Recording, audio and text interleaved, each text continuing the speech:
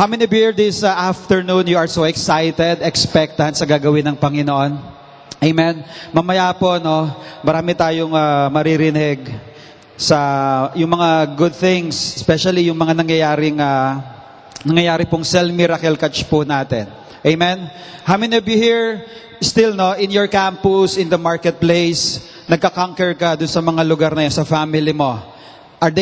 Do they really believe? Tama ba yon? Do they really believe? Yung hashtag po natin, I already believe. So, babasahin ko muna po yung verse, Sige po, basahin natin yung verse in Galatians chapter 5, verse 1. I entitled this message, For the Sake of Freedom. Say with me, freedom. Sige po, basahin natin yung verse in Galatians 5:1. Sabay-sabay po natin siyang basahin. 1, 2, 3. It is that Christ stand firm then. Sige po. And do not let yourselves be burdened again by a yoke of slavery. Ulitin po natin. Parang hindi nagbasa yung katabi mo Parang nag-speak in tongues. Okay? Again, sabay-sabay nating basahin. 1, 2, 3. That Christ has set us free. Stand firm then. Sige po. Iyuko po natin yung mga ulo natin at manalangin po tayo. Panginoon, salamat po sa hapong ito. Patuloy mo kaming palalakasin at pinalalakas. Alam po namin that you are able, whatever situations that we had right now, still, oh God, you can intervene, that your supernatural power is at work as we activate our faith. As we, Lord God, accept and submit our lives to your very word.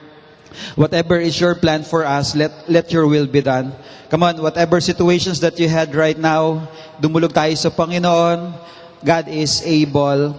This is the confidence that we had right now in Him, that if we ask anything according to His will, He will going to hear us. Marami pong salamat. Lord, in our body, kung meron kaming needs sa healing, in our finances, Lord, in our personal life, we know that we need you, that apart from you, we know we can do nothing. Once again, let the doors of blessing, floodgates of blessing will be poured out into our lives. This day, we continually acknowledge and honor your name. And this we pray in Jesus' name. Amen and amen. Come on, let's give God a hand clap of praise. Babalikan ko po yung verse, Ang sabi rito, it is for freedom that Christ has set us free.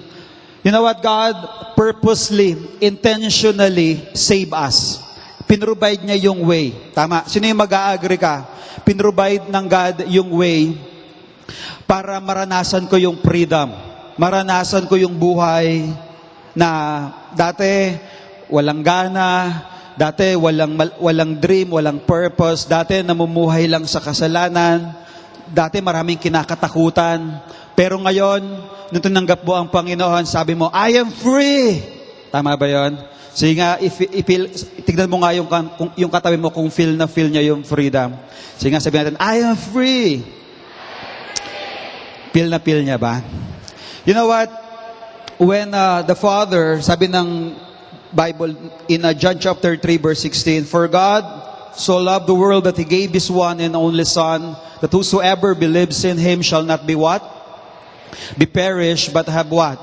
Everlasting life. Ako po, hindi ko po ito makakalimutan itong verse na to, yung John 3:16. Because when I came to know Christ at the age of 16, naalala ko po yung story ko, My teacher that time in high school, bago mag-end yung class, sasabihin niya sa amin, okay class, kung sino man sa inyo yung available mamaya na umatin ng aking Bible study, that time Bible study pa, Ngayon, ang tawag natin dyan, cell group, di ba? So that time, my teacher is the one who facilitate the study. So ang thinking ko that time, Bible study, di ba? Hindi ako pwedeng pumunta diyan. Kasi wala akong alam ang akala ko noon, pag pumunta ka sa Bible study, dapat marami kang alam sa Bible kasi magku-quiz kayo. So that is my yung ganun yung pagkakaunawa. Ay, hindi ako pwedeng pumunta diyan, wala akong alam sa Bible. Tapos, one day, pumunta ako ng Bible study. Alam niyo yung dahilan? Nandun yung crush ko. Makapunta nga ng Bible study. Nandun yung crush ko. Tama? So dito minsan pag pumupunta tayo ng cell group, ng Walsons, ng service, may kanya-kanya kasi tayong motibo, tama? But how many of you here believe everything works together for good? Tama? Si God yung nag-o-orchestrate, siya yung nagpaplano para malaman mo, maranasan mo yung maganda niyang plano. Tama? Dito makikita natin, purposely, intentionally, pwedeng gumamit ang Panginoon ng mga tao para makilala mo siya. Or maybe a situation para makalapit tayo sa Kanya. Tama?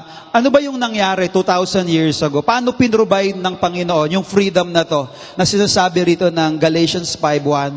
It is for freedom that Christ has set us free.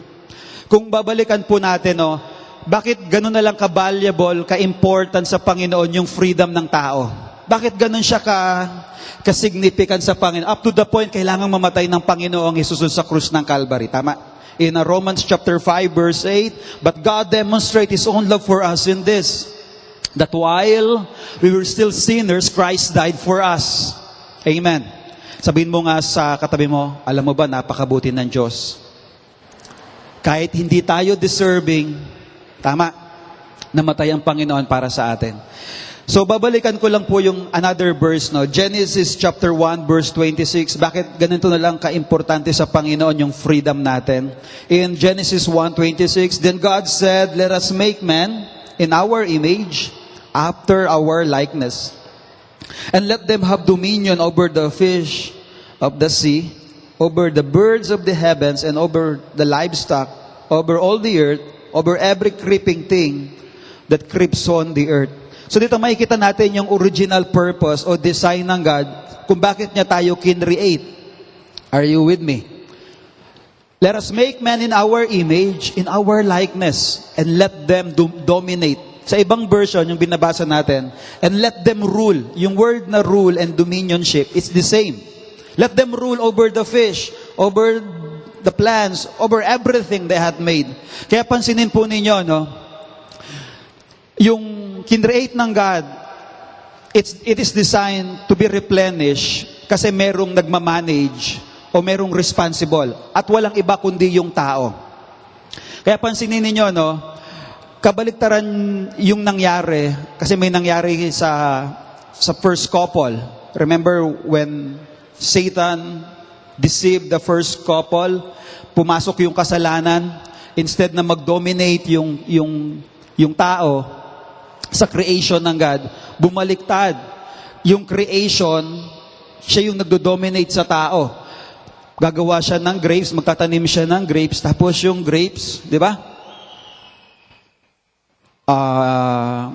Hindi lang kinakain yung grapes, pwede siyang maging, tawag doon, white wine, o kaya red wine, o kaya pwede siyang maging maging wine, na pwedeng ikalasing nung katabi mo, tama ba yun?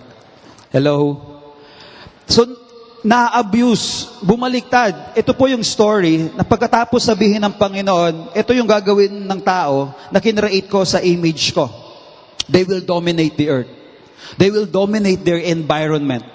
Pero bumaliktad po nung natempo si Eve, si Adam, nakainin yung fruit na galing dun sa tree of the knowledge of good and evil.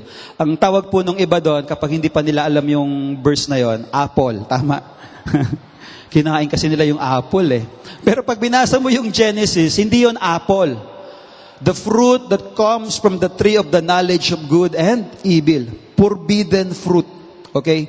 Sabihin mo nga sa katabi mo, forbidden. So what happened that time, nung kinain po nila yon, hindi po napigilan Ang sabi po nung mag-asawang ito, bakit ka hubad? Bakit ka naked? So, ibig sabihin po ito, na-open sila. Nawala po yung pagiging innocent nila. Amen? Nawala po yung pagiging, yung tinatawag natin, yung godliness within them. So, that time, nung bumalik po ang Panginoon, kinakausap sila, Adan, Eva, nasaan kayo? Panginoon, nahihiya po kami. Tama? Remember that story? Because that very moment when they ate that fruit that comes from the tree of the knowledge of good and evil, dun po nagsimula yung fall. Sa pagkakataon na to, yung authority, yung dominionship na meron sila, na ibigay po nila yon sa kalaban. Because Satan is after to destroy what? the very image, the very likeness na kinreate ng God yung tao. Because Satan was to revenge. Gusto niyang bumalik. Gusto niyang kalabanin ang Panginoon. Kaso, wala na siyang magagawa. Hindi niya pwedeng resbakan ang God. Remember that story? Napakagaling sana ni Lucifer, pero dahil sa pagiging rebellious niya, sa kalokohan na ginawa niya, ibinagsak siya ng Panginoon. At dahil gustong mag-revenge ni Satan at hindi siya makabalik sa Panginoon, sino ang ginagantihan ni Satan? Yung tao na kinreate sa very image and likeness ng God. Kaya tignan mo yung katabi mo, sabihin mo sa kanya, humanda pala tayo. Kaya yung katabi mo na yan, hindi yan pwede magpa-petiks-petiks. Tama? Dapat maintindihan natin, no, merong spiritual warfare. Though I receive Christ as the Lord and Savior of my life, I have this freedom na ipinaglaban ng Panginoon up to the cross, up to the death. Kailangan matutunan ko ring lumaban in my own. I need to work out my salvation. You know what, si Satan, ayaw niya na maintindihan mo yung plano ng Panginoon. Hate na hate niya yon. Ayaw niya na maranasan mo yung to the fullest life. Yung freedom na sinasabi rito ni Paul. It is for freedom that Christ has set us free. Do you get that? Alam niyo po kung tutuusin, kapag nakuha na po ito ng maraming tao, yung freedom na ibinigay ng Panginoon, sabi po ng ibang mga organization, no, we need to save the whale. We need to save the forest. Pero kung tutuusin po, kung hindi bumaliktad ang tao since the creation, wala pong extinction or wala pong endangered species. Alam niyo po ba yon? Mare-replenish yung buong mundo. Walang selfishness, walang distraction, pero bumaliktad po yung senaryo nung ipinagkatiwala ng tao yung kapangyarihang ito o yung buhay mismo nila sa demonyo. Tama po? That's why in John 10:10, as we recall this verse, the enemy comes only to steal, to kill, and to destroy. But I have come that they may have life and have it to the what? To the full. Pero dapat maintindihan po natin, kuya, saan ba ako pinalayan ng Panginoon? Ano bang freedom yung tinatamasa ko ngayon? Dahil tinanggap ko ang Panginoon. Tatlong bagay po, no, yung gusto kong ilay down ngayon. Number 1, freedom from the slavery of sin, freedom from the fear of death, and freedom from a meaningless life. Okay, tatlo po yan, no? Ang sino mang tumanggap sa Panginoon, dahil by faith, no, tinanggap ko ang Panginoon, I am free from the slavery of sin. Sabi po ni Paul, no, sa Ephesians chapter 4, basahin po natin yung verse, no? Ephesians chapter 4, verse 21 up to 22. Ephesians 4:21. When you heard about Christ, sabi po dyan, no, and were taught in Him, in accordance with the truth that is in Jesus, sabi sa verse 22, you were taught with regard to your former way of life to put off your old self, which is being corrupt by its deceitful desires. Dati po, alipin tayo ng ating lustful desires, sinful desires. We are so selfish. Amen? Amen? Sino po dito yung aminado ka? Oo nga, no, dati selfish pala ako. Amen? Dati pala, no, kung ano yung gusto ko, yun na dapat mapunta sa akin. Tama ba yun? Pero ang sabi po ni Pablo, with a new mindset, sabi niya sa verse 22, to be made new in the attitude of your minds, and to put on the new self, created to be like God, in true righteousness and holiness. So the truth is this, no? Everything na meron tayo, na nakuha po natin kay Adam and Eve, okay? Lahat po yan, maglilid sa destruction. Remember in Romans chapter 3, verse 23, lahat po tayo ay nagkasala. Kasi yung first couple na tumalikod o nagkasala sa Panginoon, tayo po yung bunga nila. Pero baliktarin ninyo, what if hindi nagkasala si Adam and Eve? Ano kaya yung senaryo ng buhay ko? Tama? Ano kaya yung buhay ko ngayon? Meron pong pag-aaral, no? Kung i-compare daw po yung buhay ni Adam sa pinakamatalinong tao ngayon, sabihin na natin si Albert Einstein. Alam niyo po ba, yung talino ni Adan before, kung i-compare siya sa pinakamatalinong tao ngayon, yung tao na to na pinakamatalino ngayon, 3% lang siya dun sa talino ni Adam, sa galing ni Adam. Grabe, no? 3% lang yung gagamitin ni Adam kay kay Einstein. Ganun po katindi yung sinasabing design o plan ng God sa atin. Kaya tignan mo yung katabi mo. Sabihin mo sa kanya, ibang klase ka pala. Pero dapat makita po natin, no, Christ died to set us free from the bondage or slavery of sin. Okay? Sino po rito, nung bata ka, na-expose ka sa mga negative words, yung bibig mo, instead na nag-worship, di ba, nagmumura, nagko-curse. Walang araw na kapag, parang kulang yung araw ko ngayon, tama, hindi pa ako nakakapagmura pala, kulang na kulang talaga yung araw ko. O nga pala, wala pa akong naaasar. Tama ba yan? Si dito'y aminado ka, grabe, o nga pala, dati ganyan yung buhay ko. Puto kutsinta, di ba? Yung mouth natin, hindi natin ginagamit ito sa kabutihan, pero ginagamit natin siya para mag-destroy ng life. Tama? Itutuloy ko lang po yung verse, no? In verse 25, therefore each of you must put off falsehood and speak truthfully to your neighbor. For we are all members of one body. In your anger, do not sin. How many of you here? Konting lang, no? Kibot lang, no? Bakit? Parang, ako po nagdadrive, minsan sa pagdadrive ko po ng sasakyan, pag may mga driver na biglang kumakat, di ba? Yung, alanganin itong mag-drive, parang gusto mong bumaba, no? Pare, siga ka ba? Sa iba tong kalsada. Minsan, pag hindi natin na-manage yung anger, wala tayong fruit ng Holy Spirit, no? Mabilis tayong magalit. Siyempre, pag galit ka na, hindi mo na control ang sitwasyon. Tama? Kaya pansinin ninyo, nag-parking, patay. Tama? Nag-parking lang yun, namatay. Bakit? Nag-away, nagbarilan. Tama? Totoo po ba yun? Amen? So, ganito po ka-powerful yung kasalanan kapag hindi natin siya naisuko sa Panginoon. We're always overpowered by the power of sin. We are always slave to do sin. Minsan may mga tao, Kuya, gusto ko naman talagang bumait, gusto ko na talagang magbago, pero hindi ko magawa. Di ba? Gusto kong bumait. Di ba? Every year, gumagawa sila ng resolution. Tingnan mo yung katabi mo. Di ba? Every year, gumagawa tayo ng resolution. Di ba? After a week, after 2 weeks, next year na lang ulit ako gagawa ng resolution. Mukha palang mahirap talaga. Di ba? But you know what? In Christ, sabi ng Panginoon, if you really believe on what Jesus Christ have done on the cross, amen, pwede kang makalaya dun sa slavery ng kasalanan. Amen. Amen. Another thing, no, na ibinigay ng Panginoon sa atin, yung freedom na ibinigay sa atin ng Panginoon, yung freedom from the fear of death. Binigyan tayo ng assurance tsaka ng confidence. Amen? Babasahin ko po yung verse na 1 Corinthians chapter 15, verse 55. Okay? Verse 55. Anong sabi ni Paul sa verse 55? Death has been swallowed up in victory. Where, O death, is your victory? Where, O death, is your sting? The sting of death is sin, and the power of sin is the law. But thanks be to God, He gives us the victory through our Lord Jesus Christ. Ang sabi po rito, no, ang kapangyarihan ng kamatayan, purely nakadepende siya sa kasalanan. Ngayon, pag sinabi kong, sino dito yung walang kasalanan? Siyempre lahat, Kuya, may kasalanan ako.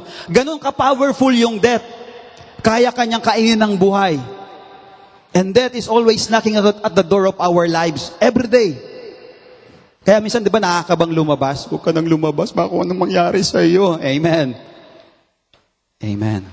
How many of you, minsan kinatokan na ng kamatayan? Ako po, minsan, muntik na akong mamatay, no? Muntik na akong masagasaan ng tren. Grabe, ang pangit, no? When I was young, maybe around 5 or 6 years old, inutusan po ako ng tatay kong bumili ng kanyang sigarilyo. Tama, that time, no? Na ako pa. So patawid na ako ng Riles, hindi ko po alam, 50 meters away, nandun na yung tren. Just imagine that. Ako po, nung pakbang na ako dun sa unang, patawid na ako ng Riles, hindi ko po namalayan, andyan na po pala yung tren. Hindi na po ako nakagalaw. I was so shocked that time. Ang tawag nila sa akin, John! Di ba? Junior po kasi ako eh. Grabe, nung tinignan ko yung kaliwa ko, buti na lang nakatigil yung trend. Buhay pa po ako. Di ba? Pero that time, hindi ko po alam kung anong pwedeng mangyari sa buhay ko. That time, I'm very uncertain. Amen? Pero katulad po ng sinasabi ni Paul, pwede kang magkaroon ng assurance, ng confidence. Katulad po ng sinasabi rito ni Pablo, where, oh, that is your victory? Nasaan yung tagumpay ng kamatayan? Nasaan? Totoo po, no, napaka-powerful nung death kasi meron tayong kasalanan. Pero dahil binayaran ni Jesus yung kasalanan mo, kaya napakalakas ng loob ni Pablo na sabihin niyang where, oh, death is your victory? Where, oh, death is your sting? For the sting of death is what? Is in the law of the sin. Tama si Pablo. Kasi ang sabi ng Romans chapter 6 verse 23, the wages of sin is what? Is death. But the gift of God is eternal life in Christ Jesus our Lord. That if you confess with your mouth that Jesus is Lord and believe in your heart that God raised Him from the dead, you will be what? You will be saved. Pwede ba nating palakpakan ng Panginoon? Amen? God gave you assurance, God gave you confidence na kapag kinakatukan ni kamatayan, hey, where, oh, death is your sting? Kaya ikaw, hindi ka natatakot. Ako, naalala ko noon, nung bago akong believer, ang malakas na pang testing sa amin ng aming leader, yung Bible study leader namin, na teacher din namin, na advisor din namin, madalas niyang tinatanong, pag namatay kayo ngayon, saan kayo pupunta? Di ba? Tinetest niya kami dun sa faith namin. Na-encounter niyo na ba yan? Pag ikaw matalino ka, ginagamit mo yung isip mo, ang sagot mo, sa morgue. Tama? Joke po yun, pwedeng tumawa. Amen. Palakpakan natin. Woo! Pero ang katotohanan po, pag ang usapang kamatayan, usapang life and death, minsan po iniiwas natin yung issue. Gusto nating palilikuin yung issue na yan. Tama? Pero ang katotohanan po, hindi po natin pwedeng tanggapin o hindi natin pwedeng hindi seryosohin yung issue na to. Amen? Pumunta kayo ng sementeryo. Small, medium, large, extra large, extra large. Ibig sabihin yan, ang baby, hindi niya pwedeng sabihin, baby pa ako, hindi ako pwedeng mamatay, marami pa akong gagawin. Tama? O kaya yung bata pa ako, hindi pa ako pwedeng mamatay, bata pa ako. Tama? Yung mga kabataan, ang dami ko pang pangarap, mag-i-engineer pa ako, magdo-doctor pa ako, hindi pa ako mamamatay. Ganon ba yon? Yung mga professional, meron pa akong pangarap, bibili pa ako ng kotse, ng bahay, ng lupa. Tama, hindi mo pwedeng sabihin yun. Ganun din po sa mga tatay at nanay, may mga anak ako, kailangan silang alagaan. Hindi mo rin pwedeng sabihin yun. Kasi ang katotohanan po, si Satan wala siyang pipiliin. Yung kamatayan wala siyang pipiliin. Gagawin niya kung ano yung gusto niya. Tama. But one thing for sure, God gave us this confidence. God gave us this assurance. Sabihin mo nga sa katabi mo, be assured. Amen. In John chapter 3 verse 16, whoever believes in Him shall not perish but have what? Everlasting life. Ganun na lang, ganun po ka-powerful yung cross. Ganun ka-powerful yung ginawa ng Panginoon doon sa krus ng Calvary. In John chapter 1 verse 29, He is the Lamb of God who takes away the sins of the world. Siya po ang kordero ng Diyos na nag-aalis o nag-alis ng kasalanan ng buong sanlibutan. Amen? Sino po dito nananampalataya ka doon sa ginawa ng Panginoon? Amen? Ito po yung pangatlo, no? Freedom from meaningless life. Kung babalikan po natin yung Ephesians chapter 2 verse 10. Ephesians chapter 2 verse 10. Ano ang sabi po doon?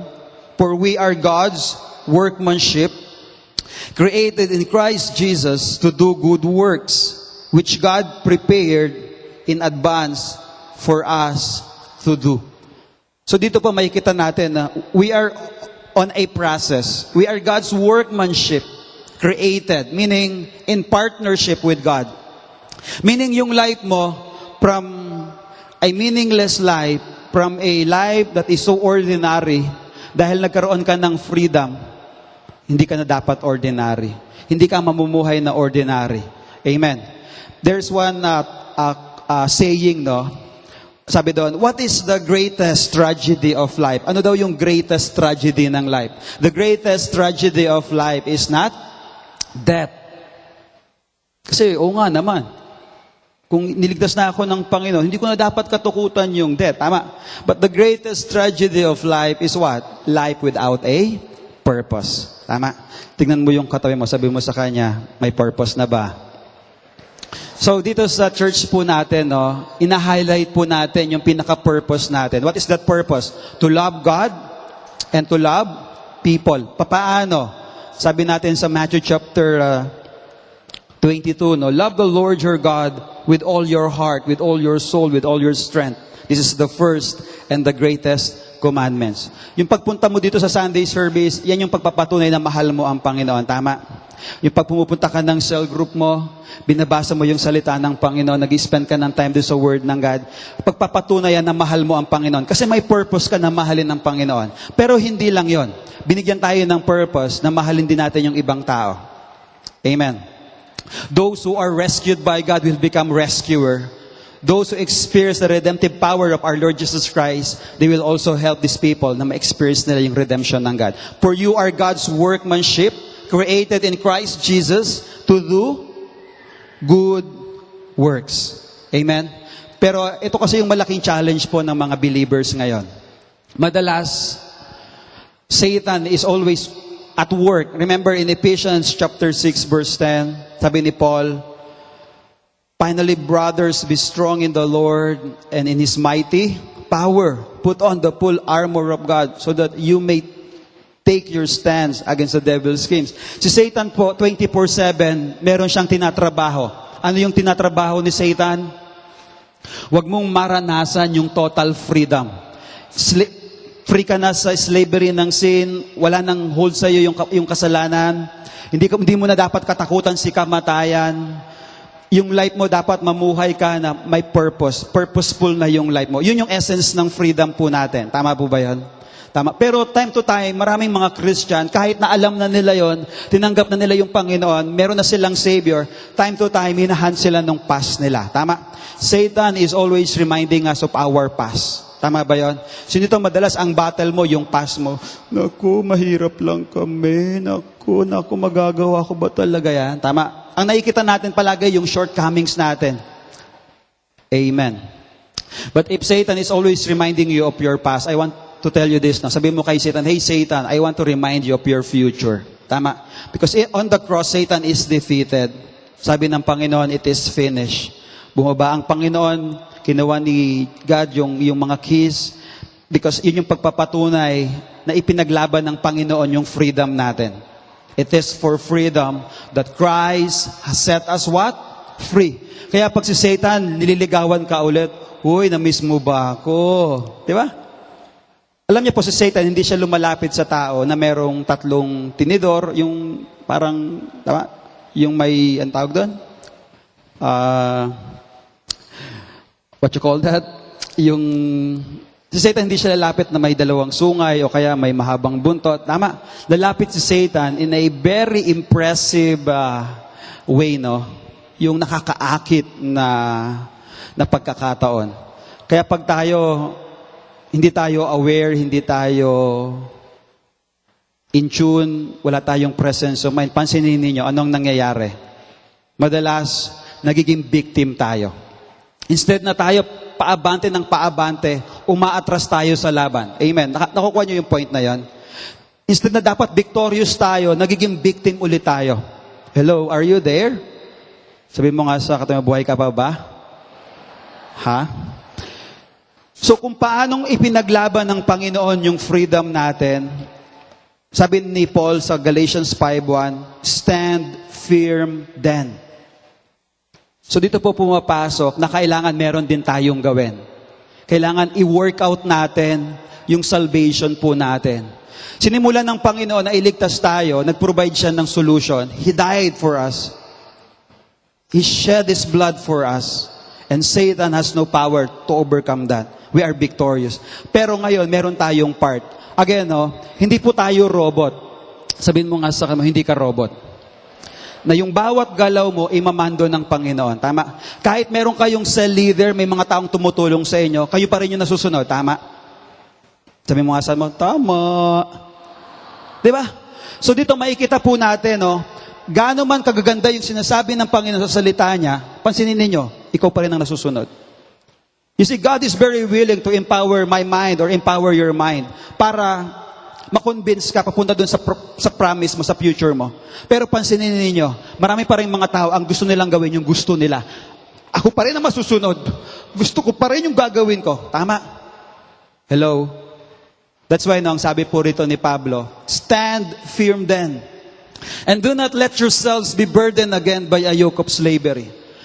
But the sad part is this, sige, gawin mo yung gusto mo. Siguraduhin mo lang na will yan ng God. Tama? Pero minsan, hindi po ganun ang nangyayari. Anong nangyayari? Bumabagsak tayo sa maling tao, sa maling relationship, sa mga maling bagay. Tapos mananalangin tayo, Lord, patawarin mo na ako. Tama ba yan?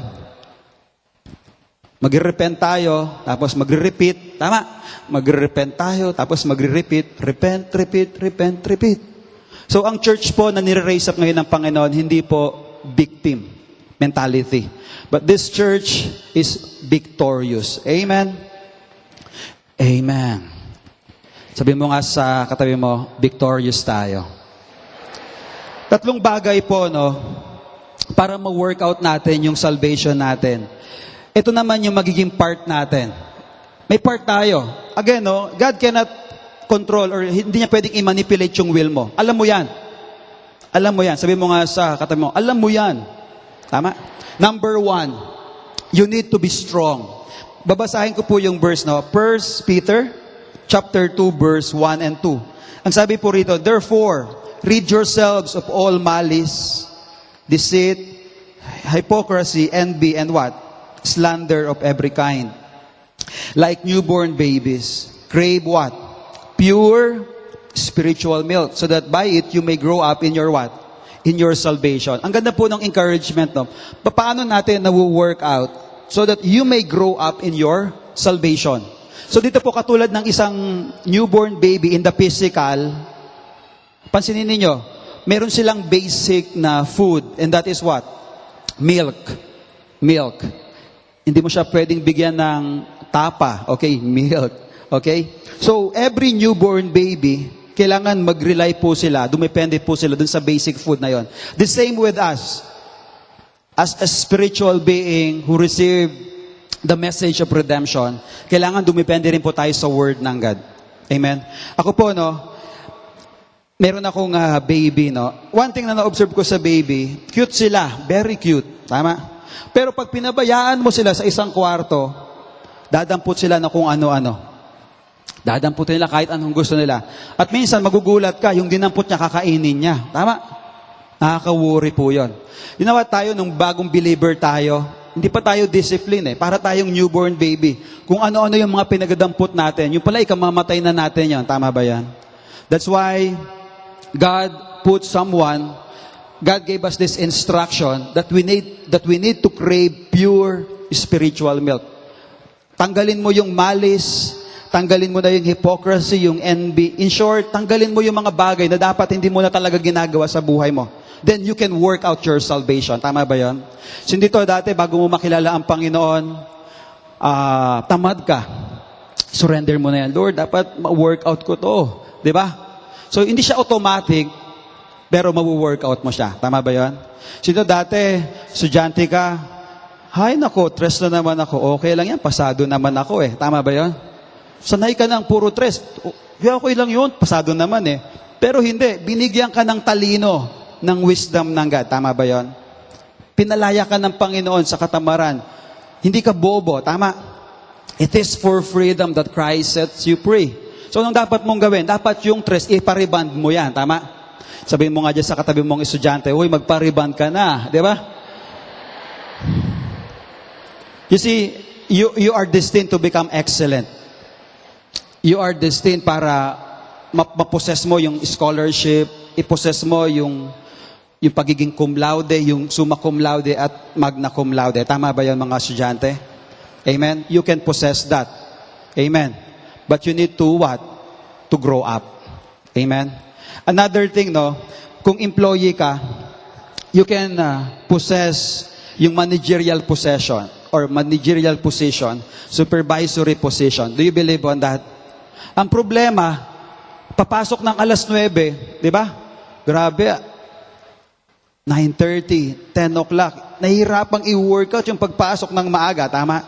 No. You can have that disciplined life. Amen.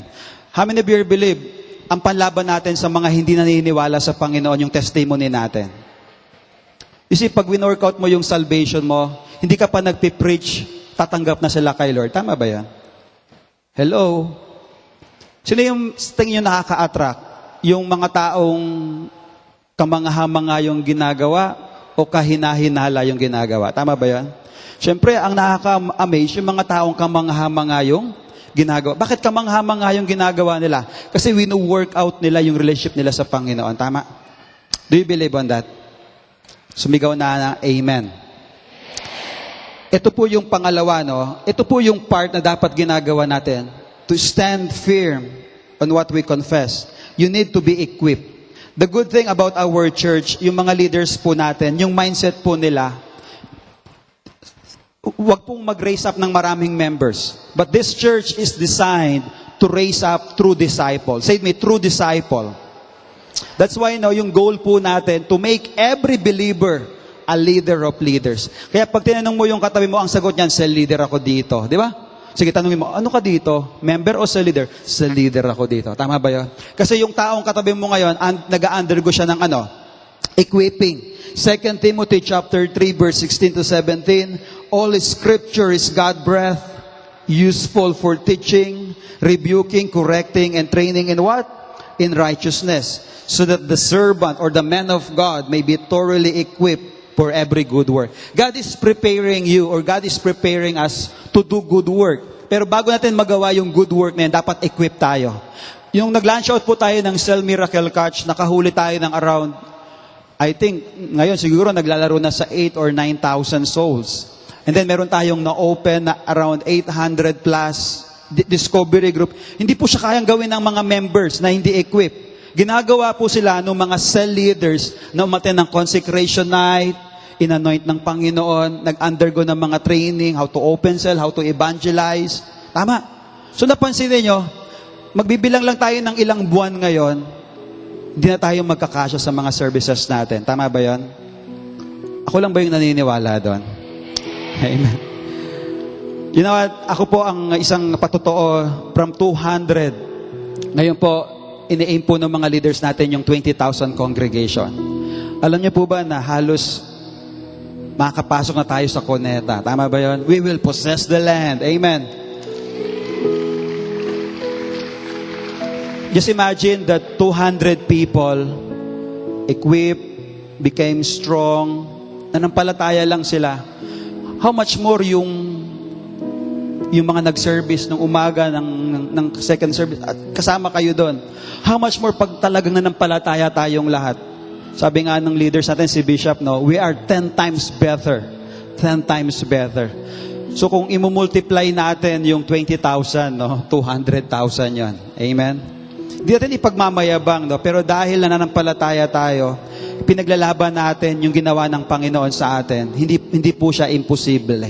Amen? Ngayon, nagsisimula lang kayong mag-open ng cell. Pakonti-konti, pinapahirapan ka nung sinisell group mo, di ba? Patience lang, di ba? In due time, you will reap the harvest. Amen? Everything starts from small beginning. Pero wag ka mag-alala, kasama mo ang Panginoon. Yung mga tao na yan, makakilala yun sa maging patient ka lang. Ito po yung pangatlo, no? You need to be mature. In Hebrews chapter 12, magsimula po tayo sa verse 1. Therefore, since we are surrounded by such a great cloud of witnesses, let us throw off everything that hinders and the sin that so easily entangles. Let us run with perseverance the race marked out for us, fixing our eyes on Jesus, the pioneer and the perfecter of faith. For the joy set before him, he endured the cross, scorning its shame, and sat down at the right hand of the throne of God. Consider him who endured such opposition from sinners so that you will not grow weary and lose heart. In your struggle against sin, you have not yet resisted to the point of shedding your blood. And have you completely forgotten this word of encouragement that addresses you as a father addresses his son? It says, "My son, do not make light of the Lord's discipline, and do not lose heart when he rebukes you, because the Lord disciplines the one he loves, and he chastens everyone he accepts as his son. Endure hardship as discipline." God is treating you as his children. For what children are not disciplined by their father? If you are not disciplined, everyone undergoes discipline, then you are not legitimate, not true sons and daughters at all. Moreover, we have all had human fathers who disciplined us, and we respected them for it. How much more should we submit to the Father of spirits and live? They disciplined us for a little while as they thought best, but God disciplines us for our good, in order that we may share in his holiness. No discipline seems pleasant at the time, but painful later on. However, it produces a harvest of righteousness and peace for those who have what? Trained by it. Therefore, strengthen your feeble arms and weak knees. Make level paths for your feet, so that the lame may not be disabled, but rather what? Healed. You know what? The church, the doulos for Christ, will not raise up spiritual babies. Diba? Hindi tayo mag-remain na new believer. Hindi tayo mag-remain na babysitters or, kuya, church goer lang ako kuya, cell group goer lang ako. Hindi. God wants us to become mature as a disciple. Do you believe on that? In the book of John 1:12, yet to all who receive him, to those who believe in his name, he gave the right to become what? Sabihin mo nga sa katabi mo, sabihin mo sa kanya, I am a child of God. Yung may ngiti, sabihin mo, I am a child of God. Pero ang sabi ng Panginoon, hindi tayo mag-remain na child. Dapat ma-raise up tayong fighter. Okay? Say with me, fighter. Pwede ba tayong tumayong lahat? Can we all stand right now?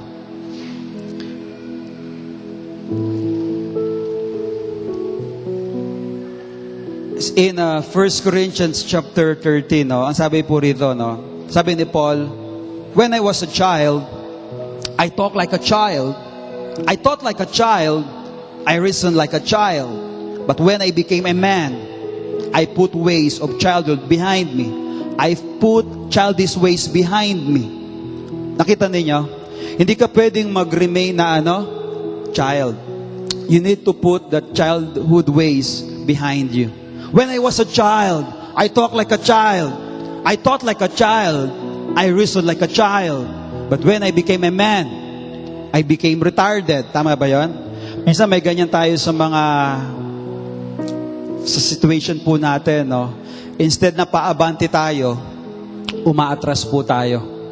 Dahil hindi tayo equipped, hindi tayo trained, hindi tayo strong, hindi tayo mature. Sayang naman po yung sinabi ng Panginoon kay Paul, for it is for freedom that Christ has set us free. Dugo at buhay yung ibinigay ng Panginoon para maranasan mo yung freedom. Freedom from the slavery of sin, from the power of death, and from a meaningless life. Sasayangin mo ba yung pagkakataon? Kung i-work out mo yung salvation na yan, grabe, ang tindi ng blessing na mararanasan mo. Tama ba yan? Ako po, meron akong baby ngayon. I'm so happy. Tuwing uwi po ako ng bahay, sana gising pa si baby, di ba? Nalulungkot po ako kasi tulog na. Ay, tulog na siya, sayang. Titignan ko na lang yung mukha niya. Grabe, ang cute-cute talaga ng baby. Tama? One thing good about what yung development po ng baby ngayon.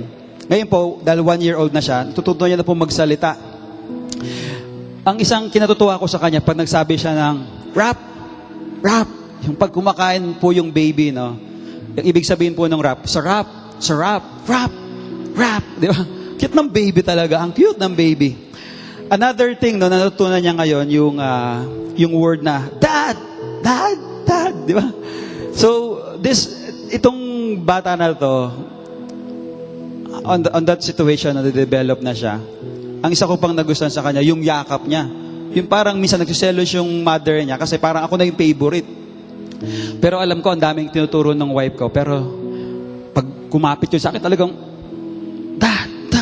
di ba? Ang cute talaga ng baby. Di ba? Ang cute-cute ng baby. Minsan, I think last night, umakit ako sa hagdanan, sumusunod sa akin, kahit pakit ng hagdanan, sabi ko, hala, umakit ng hagdanan, ang lakas ng loob, tinatapak yung paa. Tapos nakita ko na lang siya, hindi ko siya hinawakan, inaalalayan ko lang, yung likod niya. Nakita ko nakaakyat ng hagdanan, sabi ko, delikado to. Di ba? Umakyat ng hagdanan, hindi niya alam mataas yung inaakit niya. Sabi ko dun sa mother, sino nagtuloy itong umakyat ng hagdanan? Basta sinusundan niya lang ako. Sabi ko, ang cute talaga ng baby. Tapos pababa na kami, ayaw magpatulong, ayaw magpabuhat. Gusto niya, siya rin ang bababa. Sabi ko, delikado talaga to. Umahawak siya dun sa hagdanan. Paghihilahin ko siya, ako na yung bubuhat. Ayaw bumitaw, ang kapit. Yung grip niya, ang lakas. Sabi ko, grabe tong bata na to. Ayaw bumitaw. Ang cute talaga ng baby, no? How many of you here right now, merong kang dapat bitawan? Hindi yan cute, tama? Merong issue sa mga buhay natin. Alam mo, napakabuti ng Panginoon, namatay siya para sa'yo. Pero ikaw hindi mo ipinaglalaban kung ano yung ginawa ng Panginoon para sa'yo. Nagko-conform ka dun sa world, tama? Mas pinapakinggan mo yung mga sinasabi ng mga taong walang pananampalataya. Instead na dapat mag-conform tayo sa sinasabi ng Panginoon, we'd rather choose to conform to the pattern of this world. Amen? Dapat believer ka, mukha ka ng unbeliever. Tama ba yon? But this time, how many beer gusto mong bitawan? Lord, gusto ko talagang maging sold out. Lord, ibabalyo ko yung freedom na ibinigay mo sa akin. It is for freedom that Christ has set me free. Anong sabi ni Paul? Stand firm then and do not let yourselves be burdened again by a yoke of what? Slavery. Ito po nangangailangan po rito ng mga fighter. Kailangan maging strong tayo, ma-equip tayo, at mag-mature tayo. Amen? Amen. Pwede po ba nating itaas yung mga kamay natin? Let's all bow down our heads and pray to the Lord right now. Panginoon, salamat po dahil nire-remind mo kami of that position that we had in you. Truly, you love us so much that you died for us, that you shed your blood, that the power of sin has been canceled, the power of sin has been destroyed, the power of death has been destroyed. Lord, right now, meron kaming meaningful life, a purposeful life, because this is the freedom that we had in you. Panginoon, turuan mo rin kaming lumaban, turuan mo kaming ipaglaban namin yung ipinaglaban mo dun sa krus ng Calvary. Panginoon, turuan mo kami, buksan mo yung isipan namin, buksan mo yung mga mata namin, na hindi namin dapat sayangin o wag namin paglaruan kung ano yung ginawa mo dun sa krus ng Calvary. That we will not despise you, O God. Hindi namin ididevalue, Panginoon, kung ano yung ginanap mo, ano yung tinapos mo dun sa krus ng Calvary. Father, continually to empower us, to renew our mind. Patawarin mo kami kung meron kaming ginagawa na hindi pleasing sa mga mata mo. If we confess our sins, you are just and faithful and will forgive us our sins and purify us from all unrighteousness. Come on, let's continually allow God to renew us, to cleanse us from all impurity. Wala nang power yung kasalanan. Itakwil na natin ito. Bitawan na natin ito. Even the power of death has no hold over. Hindi mo siya dapat katakutan ngayon. Meron kang confidence, meron kang assurance na ibinigay ng Panginoon. And right now, you can live your life to the fullest. A very meaningful life. Because it is for freedom that Christ has set us free. Panginoon, salamat po sa hapong ito. Patuloy kang maitaas. We love you, we worship you, and we praise your name. And this we pray in the mighty name of Jesus Christ. Amen and amen. Come on, let's give God a hand clap of praise. Yung pinakamalakas po nating palakpak.